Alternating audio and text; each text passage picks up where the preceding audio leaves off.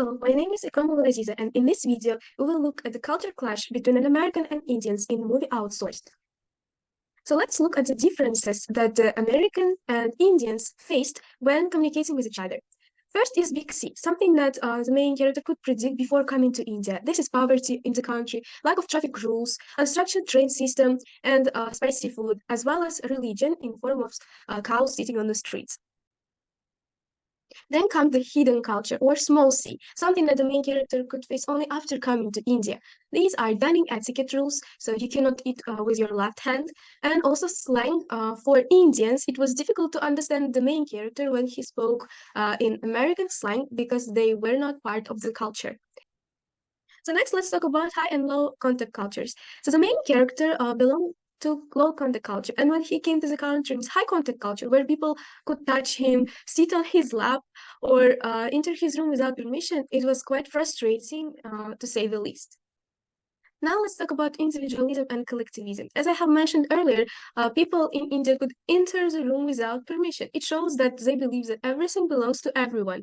So this is part of being a collective society.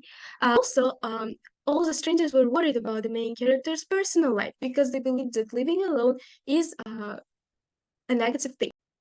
And because Indians always talk about personal life, we can say that they belong to high context culture. So Indians talk a lot and are not afraid to discuss personal topics. But for the main character who belongs to low context culture, this was very surprising, and it also made him feel uncomfortable. Because they talk a lot, they are also multi-active. So it means that they value family and relationships more than linear active people who value career and task. And the main character in America belong to a linear active culture. Next thing I want to discuss is being polychronic or monochronic. So Indians are polychronic, and it's okay for them to be late to work because they value relationships more.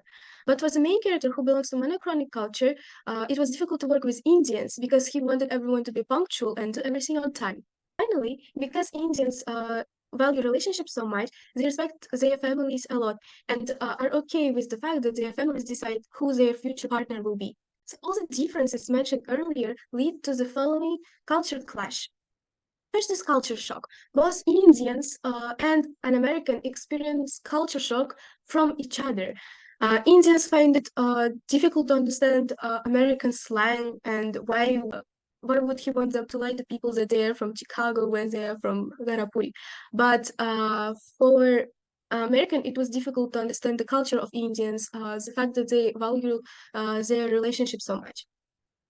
This all led to difficulties at work. Because Indians are more polychronic, they couldn't talk less than 12 minutes, whereas they needed to talk less than 6 minutes. Finally, because in India, parents are the ones who choose future partners, it was impossible for the main characters to be together. However, we could see that there were solutions to the issues.